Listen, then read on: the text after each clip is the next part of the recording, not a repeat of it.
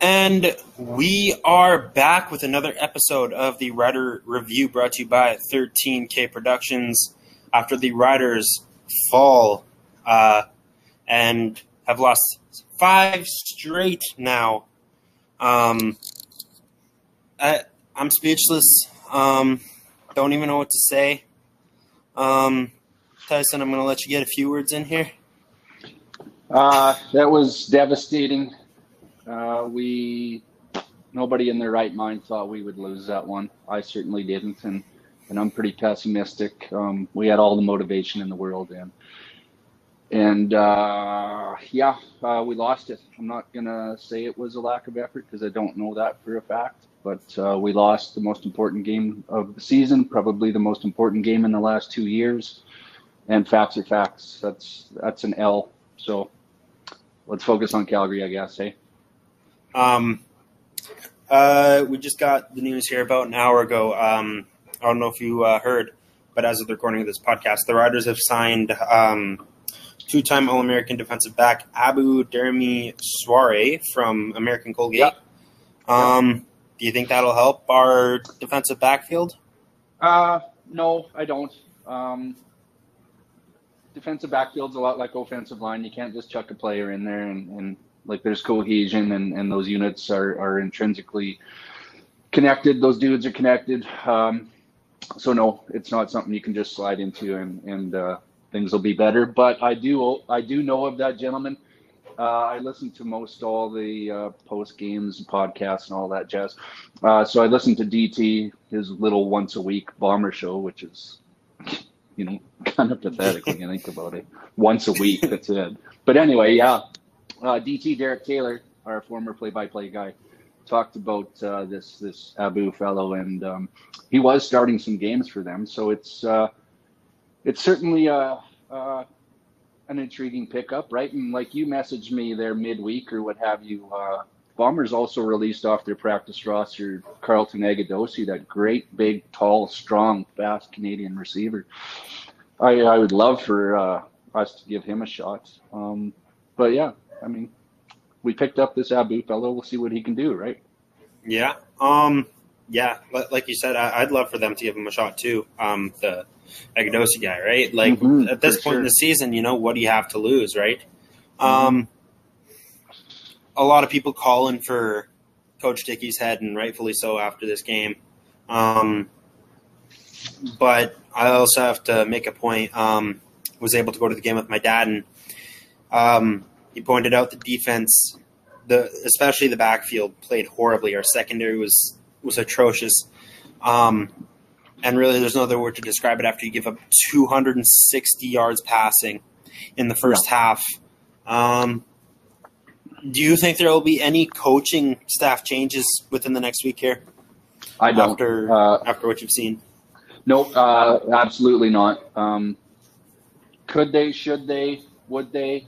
We got nothing to lose now, really. But no, I don't foresee that happening. We got 2 games left in the regular season, and then we, God willing, have a playoff game. So I'm not sure, as horrible as our staff is, and make no mistake, we have the worst staff probably in the league outside of Ottawa, and that could be argued again. But changing staff, personnel, coaching personnel, with 2 games left, 3 games, including the playoffs, I don't see that bearing fruit. That wouldn't make a ton of sense to me, right? You don't start changing the frame of a house when it's all done and you're shingling the thing, you know what I mean? So that's kind of how I see it. But what do you think? I don't know. Yeah, you know what? The way you put it there, that's exactly it. As much as Rider fans all around the province here are calling for Kent Austin to come in and save the team, that's really the only name that I've heard mentioned. Or Scott Milanovich is what Jamie and I was saying, but he's not done. He's still under contract with Ticats. Yeah. It would have to be it would have to be an internal position, right? I've heard Jason Shivers going there. In no way on God's green earth do I want Jason Shivers, the head coach of my football team. I'm sorry. The only explanation you could do is Andre Bolduc, our running back, a running backs coach. He's been in the league forever. He's got tons of experience, and you're only taking away then your running backs coach. If you shove Jason Shivers, you might ruin his entire career if you do that. Like, I'm telling you. Yeah. But if you were to do that, and he does okay or what have you, who's running the defense? Jason Shivers cannot be the head coach and run a defense in a flailing, horrible, god-awful franchise. He can't. So, no, that's off the table in my opinion. That doesn't mean I support Craig Reynolds, Jeremy O'Day, or Craig Dickinson, because I don't. They all should be gone. We all have to pay. We all have to answer for crappy performances, right? In life, you have to. Yeah. That's how it works. So, no, I don't foresee any kind of coaching changes whatsoever, buddy. But will they be coming down the line? Absolutely. Yeah. Yeah. So, like I said, our secondary played horribly. Horrible. And something really stood out to me. There were two players that played.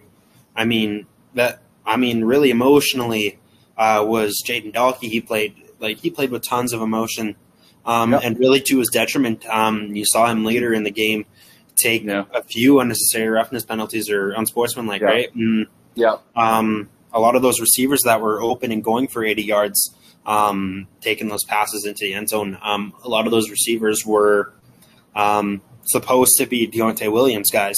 As noticed, he's the only DB close to them, and so that to me says that there's something he's not doing.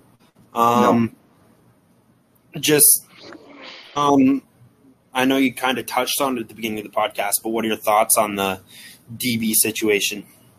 I don't know if I've seen our secondary play that bad in a number of years. I don't remember the last time. Maybe there was one in there. I don't know. I can't recall front of mind when we played worse than that. And that is absolutely effort. Schemes, I don't know. I don't know about that. I don't know how much that comes into DB play in a situation like last week or last game. I honestly think effort is a big thing on in the defensive secondary, and we've all heard the name Nick Marshall. Like, he's got 3 games left in his Rider career, and it's over, which is too bad, because he's literally won us games before, but his Rider career is over. What else? William Poole we brought in. He's been hanging around for about a month. We brought in him to the active roster on Saturday, and he was horrible. As was, like you mentioned, Caden Deontay Williams is that performance was a high school level, CIS level maybe. I don't know. That was really, really bad. But again, like it's all a link in a chain type of thing, right? Like, if the defensive line, however you're lining up, 3-4, 4-3, stunting, whatever, if you can't get pressure on the quarterback, that really hurts your defensive secondary. They have to cover longer. And we have had zero pressure this year. It has been awful, absolutely awful. Pete Robertson, I think he's done. I can't remember his contract status, but I think he's done. Anthony Lanier has been an enormous bust. He's the highest paid defensive player in the CFL, and he barely practices. Like, he barely practices. We watch the practice reports come out, right? You and I and a lot of the hardcore guys. He barely practices, and when he does play, he's invisible. He is a gigantic bust. He is a bust bigger than Jake Winicky, in my opinion. But so the secondary sucks, but the secondary sucks due into large part with our defensive line getting zero pressure on the opposing quarterback, and it's really become frustrating, as you can tell. So I don't know. Your thoughts? I echo all the same sentiments you have there. The only positive I can really look at is the new guy that we brought in from the practice roster in Christian Albright. He's played amazing the past few weeks. Really, he's been the only, I guess, somewhat decent player on defense. And I have to point out too. We didn't even touch on our linebackers here. When your safety is coming up and tackling the running back, as I saw you, I don't know if you watched most. Well, you did watch most of the game. You told me. I don't know if you noticed Jaden Dahlke was in there tackling James Butler whenever he ran. It was always Jaden Dahlke. Our linebackers played horrible as well. So you can kind of group them in. The defense was just – they made Matthew Schiltz look like the second coming of Anthony Calvillo. They sure did. Yep. Yeah.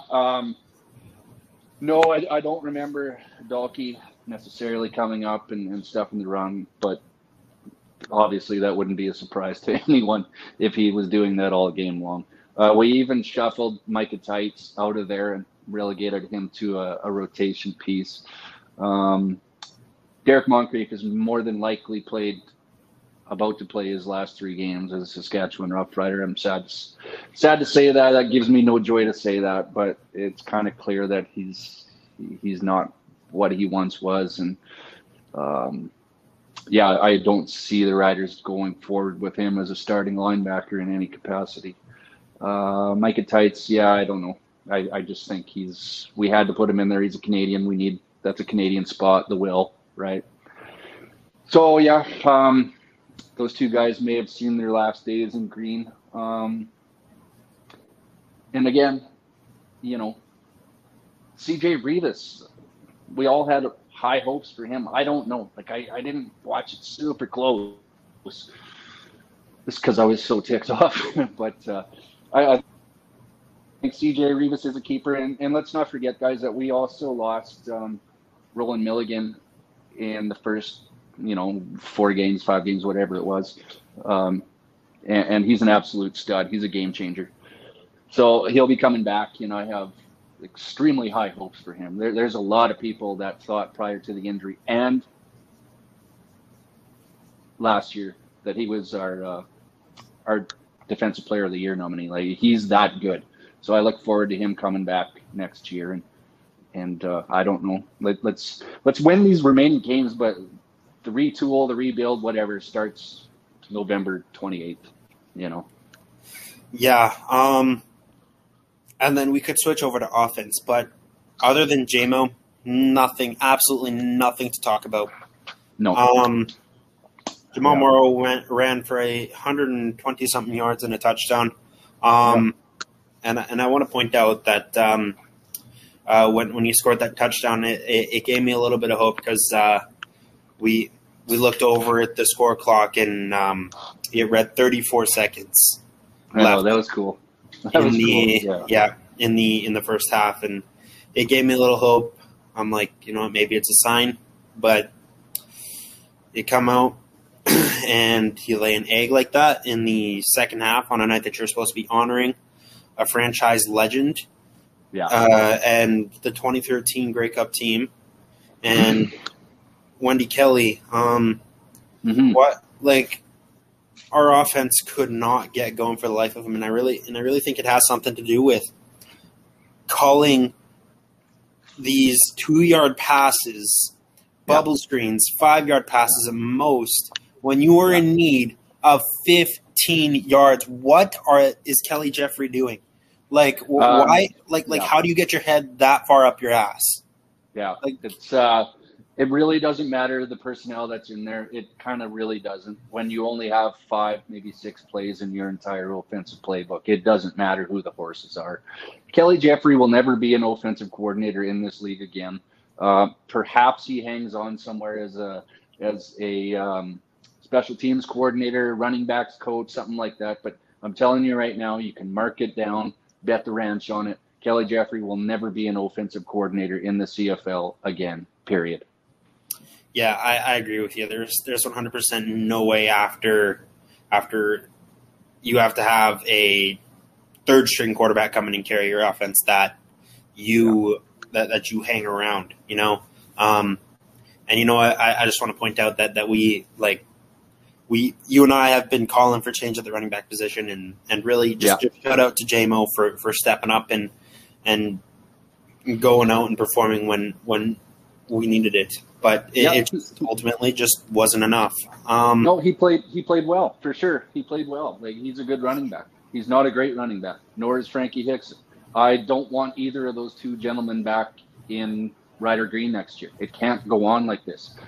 Unless we change something, have that old saying, right? Like, we can expect mediocrity at best if we don't change something. So those two guys are not coming back, in my opinion. Great dudes, decent football players. The effort's there with those boys all the time, but in no way do I want either one of those guys back in green next year. Honestly, because you say that, I agree with you. Is it Bertrand Hudon time here in Saskatchewan? I'm a big hype guy for Bertrand Hudon. Yeah, you are, dude, and with good reason. He's an exciting running back. He's a downhill running back. He's all shoulders. He's a big downhill dude. I don't care that he's Canadian. It just helps the ratio that he is. I don't know if I'm there yet, right? Yep. I think you sprinkle him in a little bit more. Absolutely, right? Absolutely. You put a little package in there for him, but I don't know if we want to go tinkering around too much with our starting offensive lineup going into a must-win in Calgary. And like we chatted here just a tiny bit off air, this is a must-win. If we lose this game against Calgary, we're likely going to finish out of the playoffs. But we can talk about that in a minute, different playoff scenarios and whatnot. Yeah. And let's touch a little bit here on special teams. I don't think Mario touched the ball at all, if I'm not mistaken. No, he's a ghost. They were, and well done by Hamilton in that special teams area, kicking it to Bertrand Hudon, because, if Mario got that ball, I honestly think that this game could have been a different story if we got a little bit of a injection on special teams. That might have put a little bit of a pep in our step, but quite honestly, I don't know. After just seeing that performance as a whole, the 2013 team was there. I would have loved to see them suit up. That'd have been really fun. We would have done way better. Holy cow, did you see? I don't know how much of the stuff you watched. I didn't watch a bunch of it, really. All that pomp and pageantry and interviews, I really don't care that much about. Like, I'll watch one or two of them or whatever, but I don't care that much. I'm focused in the present and let's win a football game. But did you see how big Darian Durant still is? Oh, yeah. I went to get my jersey signed, too. I saw him in person, and the guy is still ready to play. He has no neck, and he hasn't played in 5 years. It's crazy. Wow. And, speaking of Darian Durant, he was there all second half, going around the stadium, signing jerseys. He put in more of an effort than our entire team did in the second half. Darian Durant put in more of an effort signing jerseys and signing footballs and signing autographs than our defense, offense, and entire team did playing that football game. Yeah, that's what I heard. That's what I read. He went far above and beyond anything that the normal player might do. I've heard that he did exactly what you said for hours and hours signing autographs. A big shout out to Doubles. That guy's got my respect right to the end of all of this. And I know it's pathetic that our last Grey Cup appearance was 10 years ago, but thank God Doubles was there. He won us that Grey Cup, and he's a phenomenal dude. You can say what you want about his play on the field, whatever. That doesn't sway my opinion. He's a phenomenal dude. He's got my respect, and clearly Rider Nation loves him, and the feeling is mutual, it would appear. Let's talk a little bit of next week and what the implications are. As I'm sure most of our listeners and viewers know, it is a must-win, as the CFL is marketing. It is a must-win next week. I guess this week for the Saskatchewan Roughriders and the Calgary Stampeders in Calgary. I was looking at the playoff scenarios, and if we don't win next week, we have to rely on both BC and Winnipeg to beat Calgary, even if we do win in Toronto, because and honestly, I don't really know, because both BC and Winnipeg could be resting their starters, and if Calgary goes and beats us, there's a really big chance that we're done. Yeah, I just scribbled down some numbers here just before we come on the pod here. I'm trying to figure out these scenarios because I haven't given it a ton of thought until this morning. So if we lose in Calgary on whatever day it is, Saturday or whatever, Friday afternoon. If we lose in Calgary, we have to hope that Calgary then loses both their games and finishes at 5-13, regardless of what we do in Toronto, right? Exactly. Yeah, okay. It took me a minute. I was sitting in the parking lot there trying to figure this out. And those two teams are going to be resting players, like you said, Caden. So I don't see Calgary losing both of those games. I really, really don't. BC, Winnipeg have nothing to play for, as far as I know. Yeah. They have their spots locked up. Yeah, so it's a must-win in Calgary, which is a tall order. Like it is. We're a horrible football team. Calgary's also a pretty bad football team. It is definitely in the realm of possibility that we go into McMahon and lose on Friday. And I'm not sure how I feel about it. I'm about 320 kilometers away, give or take, from Calgary, and I'm thinking about making the jaunt after work on Friday. But I'm definitely going to have to give it some thought because that's going to hurt pretty bad if I'm in the stands and spend all that money and drive 700 kilometers and our playoff hopes crash before my eyes. That'll be a pretty crappy feeling. So We'll see. Here's hoping. It's a must win. Let's just call it what it is. I'm going to tell you, man, I would not recommend it. I've been to every single game except one this season, and I was planning on going to the last game of the season here against Toronto, and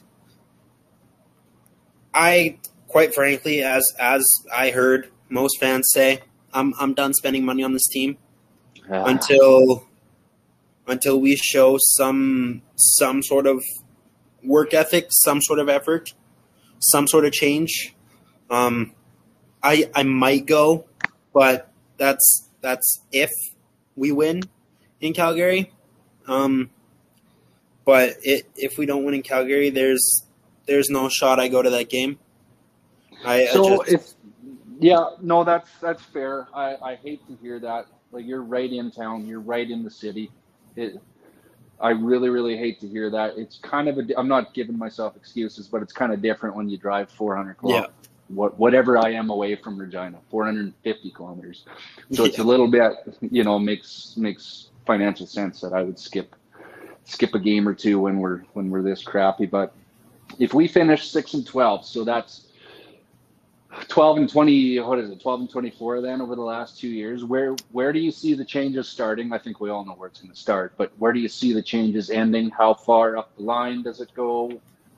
What are your thoughts on that, man? I don't think Reynolds goes, as much as I hate it. That I don't think that's happening. However, I do see Dickinson and O'Day gone. You see O'Day gone, hey?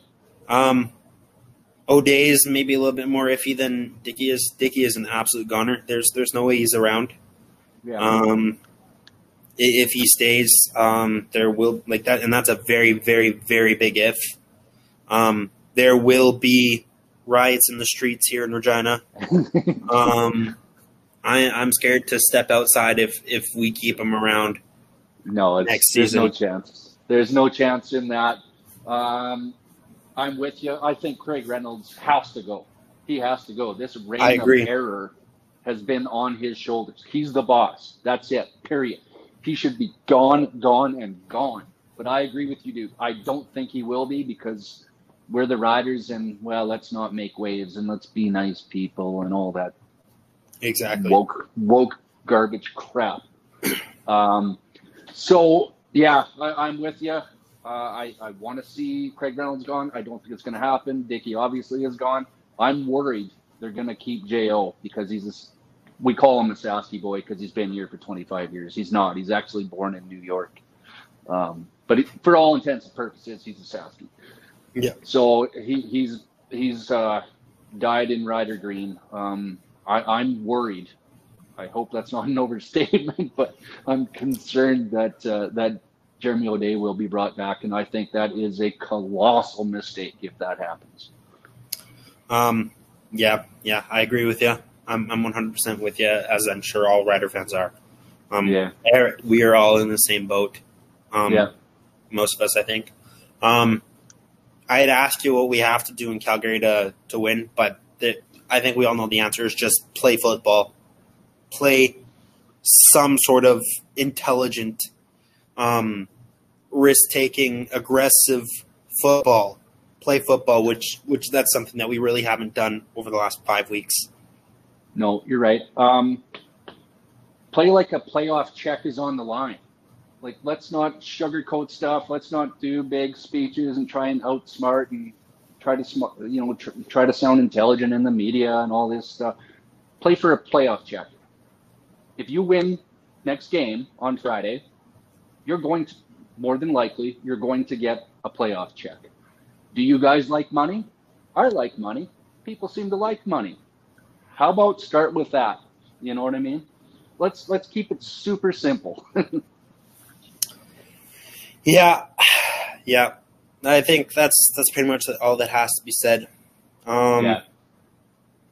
And I don't know if you have anything else that you want to bring up, Tyson. I don't know if there's anything No, I don't have anything today, buddy. You brought up that DB from Winnipeg we signed, which I think is a nice signing, and it's been pretty quiet apart from that. So that's about all I got. Thanks for listening, everybody. Though, God bless. Like I say all the time, we really, really, really, really need this win in Calgary. So those Rider fans out in the big smoke in Calgary, get out there and support the Riders, please. We need this game. This is probably our season on the line here. So please, if you can get out there, do it. Be loud. Support the boys. And that is it for this episode. Thank you guys so much for watching. And we hope to be in a happier mood in next episode. Thank you guys so much for watching, and we will see you guys after the Riders hopefully beat the Calgary Stampeders. Thank you guys so much.